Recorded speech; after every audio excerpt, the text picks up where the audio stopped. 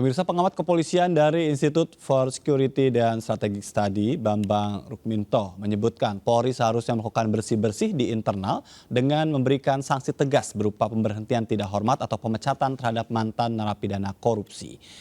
Penegakan hukum yang lemah akan membuat tidak adanya efek jera terhadap anggota yang pernah bersalah.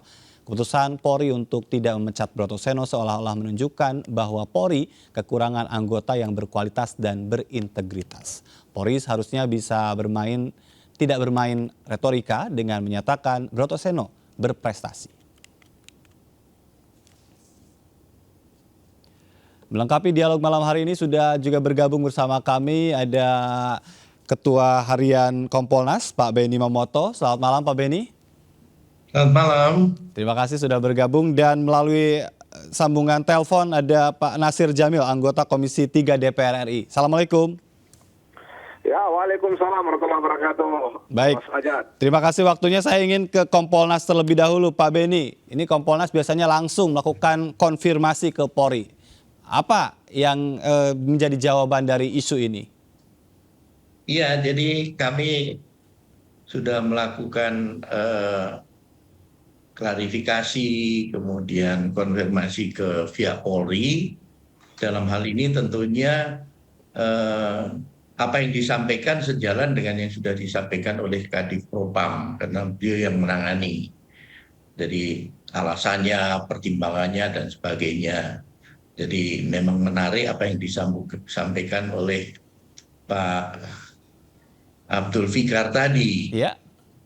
Masalah Peraturan.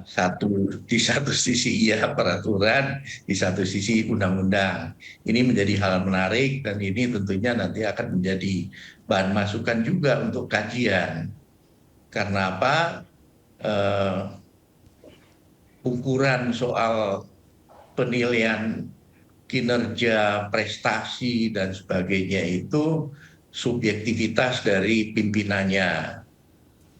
Lain kalau yang bersangkutan terpublikasikan dalam media, prestasinya memang hebat, banyak mengungkap kasus, kemudian kinerjanya publik pun mengikuti, mungkin publik akan mendukung. Ya.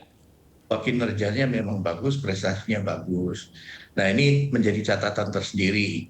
Dan tentunya kalau kembali mau melihat kasus ini Pak Kapolri, Pak Listio Sigit kan dapat warisan dari Pak Idham Aziz. Semua keputusan ini timbul saat Pak Idham Aziz. Nah, keputusan terakhir untuk hasil dari sidang Komisi Kode Etik ini kan dilaporkan ke Kapolri, dan Kapolri yang kemudian mengendorse. Ya. Nah, masalahnya ini kan sudah inkrah. Nah, mungkin Pak Abdul Fikar bisa memberi jalan kalau sudah inkrah ini harus gimana. Ini kan pakar hukumnya, jadi mungkin bisa memberikan pencerahan juga pada kita semua. Tetapi yang jelas, kalau komitmen Pak Listio sendiri jelas, ketika kasus ini misalkan terjadi di era Pak Listio, tentunya Pak Listio akan mengambil sikap yang tegas, karena ini akan berdampak serius dalam konteks citra Polri maupun dalam konteks penegakan hukum di bidang tindak pidana korupsi. Tentunya kami dari Kompolnas mendorong dan menghimbau untuk hal ini tidak terjadi ke depan, khususnya kasus yang sensitif. Baik. Di mata masyarakat, yaitu kasus tindak pidana korupsi. Ini menjadi catatan dari Kompolnas begitu ya? Betul, tapi untuk betul. alasan-alasannya karena ini sudah inkrah, berarti bagaimana ini Kompolnas? Iya, kalau kami mau konfirmasi ke Kadif Propam, kebetulan beliaunya kan sudah almarhum ya di era itu. Ya. Jadi kami tidak bisa konfirmasi langsung. Baik. Saya ingin ke Komisi 3. Ini Komisi 3 kabarnya juga merespon isu ini, Pak Nasir, dan akan menjadikan ini sebagai bahan pertanyaan dalam pertemuan dengan Kapolri pekan depan. Apakah betul? Iya, terima kasih Mas Ajat ya. Jadi memang dalam konteks ini masing-masing kita itu punya sudut pandang, punya alasan, dan punya pertimbangan yang berbeda-beda. Teman-teman ICW melihatnya dari sisi integritas, kemudian Bang Abdul Fikar melihat dalam konteks integritas dan juga peraturan perundang-undangan, sementara Kompolnas juga melihat bahwa ini keputusan yang sudah ingkrah dan kemudian dilakukan di masa Pak Idam Aziz menjadi Kapolri. Dan sekarang di era Pak Listio Sigit Prabowo. Nah, tentu saja kita bisa pahami bisa pahami masing-masing sudut pandang, alasan dan pertimbangan tadi. Ya. Tapi memang dalam pandangan saya pribadi, ya, apa yang dilakukan oleh Kapolri itu beliau menjalankan yang tersurat, ya. Yang tersurat artinya memang ada undang-undang tentang kepolisian Republik Indonesia, ada peraturan pemerintah terkait dengan kepolisian, ya. Republik Indonesia, aturan dari Undang-Undang Nomor 2 tahun 2022, ya, itu kalau tidak salah PP-nya tahun 2003. Lalu ada peraturan Kapolri, di mana soal sidang kode etik dan lain sebagainya, sidang disiplin itu juga diatur dalam peraturan Kapolri. Jadi Pak Sigit dalam pandangan saya pribadi telah menjalankan yang tersurat. Ya, tersurat dari putusan tahun 2020, di mana putusan kode etik waktu itu menyatakan bahwa Brotoseno diminta untuk meminta maaf, kan begitu. Yeah. Nah, karena itu memang seperti yang dikatakan oleh Pak Beni, ya, bahwa memang perlu ada evaluasi. Sebab Pak Sigit seperti dikatakan oleh Pak Beni juga tadi punya komitmen. Yang misalnya beberapa waktu lalu kita dengar misalnya beliau mengatakan bahwa ikan yang busuk itu berasal dari kepala. Ya, ikan yang busuk itu berasal dari kepala. Tapi memang yang saya amati dan kami juga amati di Komisi 3, ada filosofi yang yang dimiliki oleh Pak Sigit ini, bahwa setiap ada kesalahan anggota itu sebenarnya tanggung jawab pimpinan. Ya, jadi seolah-olah beliau ingin mengambil alih persoalan itu, tanggung jawab itu. Contoh misalnya beberapa waktu lalu, ya, ada anggota-anggota kepolisian yang korban atau pengguna narkoba, ya, dan itu ada sekitar 138 orang yang dibina, dan kemudian pembinaan itu berlangsung lebih kurang 1 bulan. Yeah. Mereka dididik lagi, dibina lagi, dilatih fisiknya, pikirannya, dan sebagainya. Sementara anggota-anggota atau oknum-oknum anggota Polri yang terlibat bahagian dari jaringan sindikat, ya, bukan pengguna, bukan korban, itu langsung PTDH. Langsung pemberhentian. Baik, tapi dalam kasus Brotoseno ini, apa yang baiknya dilakukan oleh Kapolri hari ini?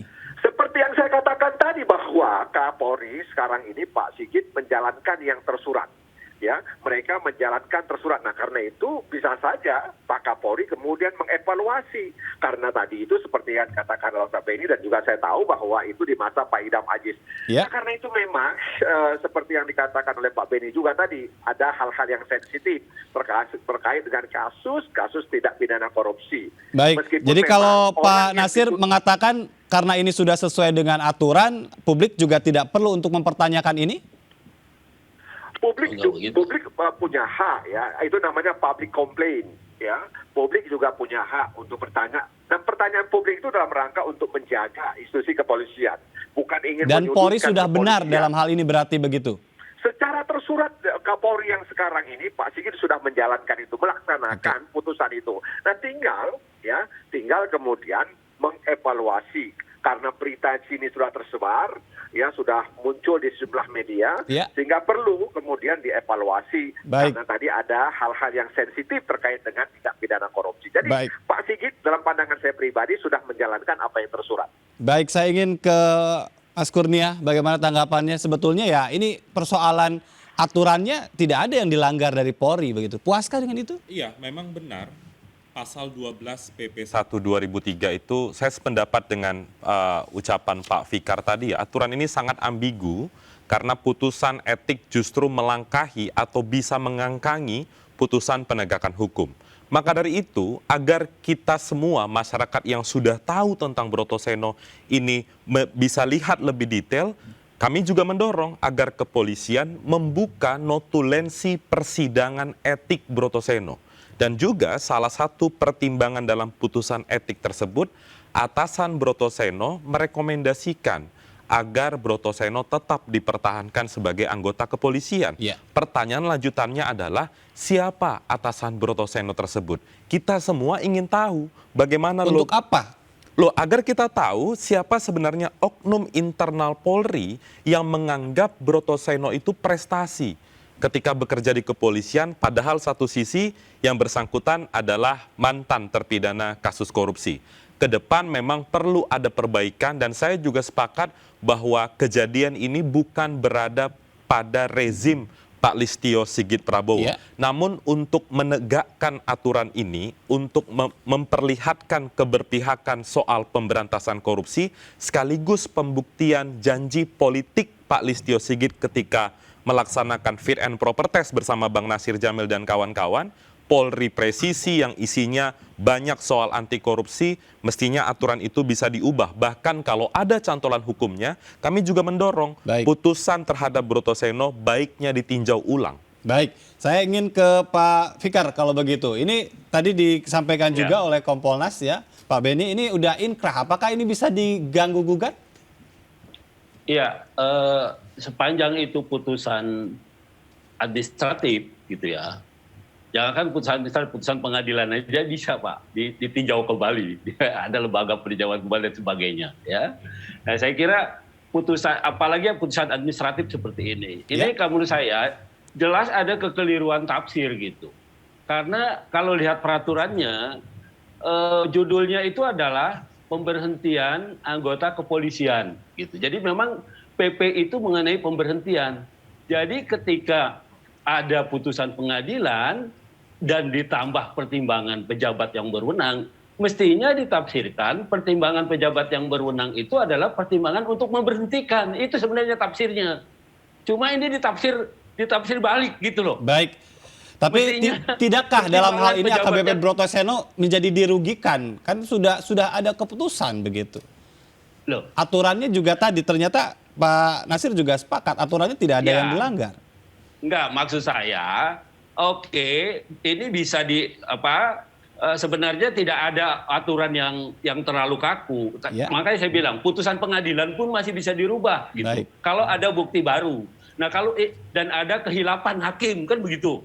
Nah, sekarang ini kalau menurut saya ada tafsir yang keliru. Babnya itu adalah bab pemberhentian gitu. Baik. Ketika isinya memberhentikan karena putusan pengadilan dan pertimbangan pejabat yang berwenang, pertimbangan itu dimaksudkan untuk memperkuat putusan pengadilan itu. Mestinya itu tafsirnya. Baik, saya ingin ke Pak Beni. Ditafsir terbalik gitu. Jadinya seperti ini gitu. Pak Beni, ada nggak mekanisme yang tadi kita tinjau ulang lagi? Mungkinkah itu dalam konteks praktek di kepolisian? Ya, sejauh ini memang setahu saya ya, selama saya jadi polisi belum ada. Tetapi kembali dalam perkembangannya dengan adanya kasus ini tentunya menjadi bahan masukan untuk Polri untuk bagaimana melakukan evaluasi. Apakah yang menyangkut regulasinya, apakah perkapnya dan sebagainya, khususnya perkapnya ya, karena ini berlaku di internal Polri. Nah, itu nanti ke depan untuk menghindari hal-hal yang seperti ini. Baik. Jadi apa yang disampaikan oleh pakar hukum kita ini sudah jelas. Iya. Baik. Jangan sampai ada multitafsir atau ditafsirkan yang sebaliknya, sehingga nanti menimbulkan masalah gitu. Baik, kita harus break terlebih dahulu, tapi nampaknya saya ingin memberikan kesempatan kepada Bang Nasir. Ini tidak bisa lama. Bang Nasir, ini akan mempengaruhi citra Polri. Harusnya dalam khusus kasus Brotoseno, apa yang harus diambil oleh Kapolri saat ini? Ya, begini, seperti yang tadi saya ingin mengulang dikit, mohon maaf saya mengulang dikit terkait dengan PP nomor 1 2003. Bahwa memang pemecatan itu dilakukan jika sudah ada putusan pengadilan yang sudah berkekuatan hukum tetap dan pertimbangan pejabat yang berwenang. Jadi memang ada ruang subjektivitas pejabat berwenang dalam menentukan apakah seorang anggota Polri dapat dilakukan PTDA atau tidak, walaupun telah melakukan kejahatan termasuk korupsi. Nah, aturan ini sebenarnya juga, atau aturan yang serupa, juga terdapat dalam Perkap nomor 14 tahun 2011 pasal 21 ayat 3. Jadi memang saya pikir Kepolisian Republik Indonesia dalam hal ini Kapolri Pak Jenderal Sigit ya tentu dengan munculnya ke permukaan perlu mengevaluasi karena sekali lagi ini adalah rejim sebelumnya Ya. ya terkait dengan Broto Seno dan tentu saja ini sedikit banyaknya akan mempengaruhi institusi Kepolisian Republik Indonesia. Nah, tentu saja kita punya komitmen untuk menjaga institusi Kepolisian Republik Indonesia, menjaga agar kemudian kepercayaan publik tetap ada pada institusi kepolisian ini. Nah, Artinya itu ini sekali lagi, untuk ke depan saja evaluasinya, tidak untuk kasus Broto Seno, tapi ke depannya begitu. Ya tentu saja kalau yang namanya evaluasi itu kan sebelum dan yang akan datang. Artinya evaluasi ke belakang dalam rangka untuk menjaga hal yang tidak diinginkan yang akan terjadi di depan. Tapi sekali lagi memang yang muncul terkait dengan Broto Seno ini ya memang harus ada evaluasi bukan hanya soal tindakan subjektivitas tadi itu ya ada ruang subjektivitas tadi itu tapi juga regulasi ya terkait dengan undang-undang, peraturan pemerintah dan juga peraturan Kapolri. Jadi kalau Kapolri yang hari ini sudah menjalankan yang tersurat ya tinggal memang sama-sama untuk kemudian dievaluasi untuk menjaga integritas dan presisi Kepolisian Republik Indonesia yang hari ini menjadi tagline-nya Pak Sigit Prabowo. Saya ingin minta terakhir dari Pak Fikar ini supaya tidak ada penafsiran yang salah lagi. Apa ini Pak Fikar dalam konteks evaluasi tadi yang disampaikan? Kalau saya dalam konteks atau dari sudut ilmu perundang-undangan, sebenarnya kalau lihat judul PP-nya itu udah jelas gitu sebenarnya. Peraturan pemerintah tentang pemberhentian anggota kepolisian gitu. Ya artinya seluruh isi peraturan itu seharusnya ditujukan dalam konteks itu gitu. Bukan dalam konteks memperbaiki ya. Nah, itu yang saya bilang makanya ini salah tafsir gitu. Mestinya putusan pengadilan dan pertimbangan pejabat yang berwenang itu selaras gitu, mendukung itu sebenarnya itu mestinya tafsirnya seperti itu gitu. Tapi ini ditafsir begitu ditafsir balik ya berbalik berubah kan gitu. Ini peraturan sudah berlangsung lama yang menjadi pertanyaan publik. Jangan-jangan tidak hanya AKBP Broto Seno ini yang tadi menggunakan tafsir ini. Kita akan bahas itu tapi saya mengucapkan terima kasih untuk Pak Abdul Fikar sudah bergabung bersama kami, Pak Nasir Jamil juga sudah bergabung. Salam sehat Bapak. Pak Beni, nanti kita akan sambung lagi. Pak Beni, sore. Karena seperti tadi pertanyaan saya ingin mendapatkan informasi apakah tidak hanya AKBP Broto Seno? Nanti ya dijawabnya ya. Tetap bersama kami, tetap di MNC News Prime.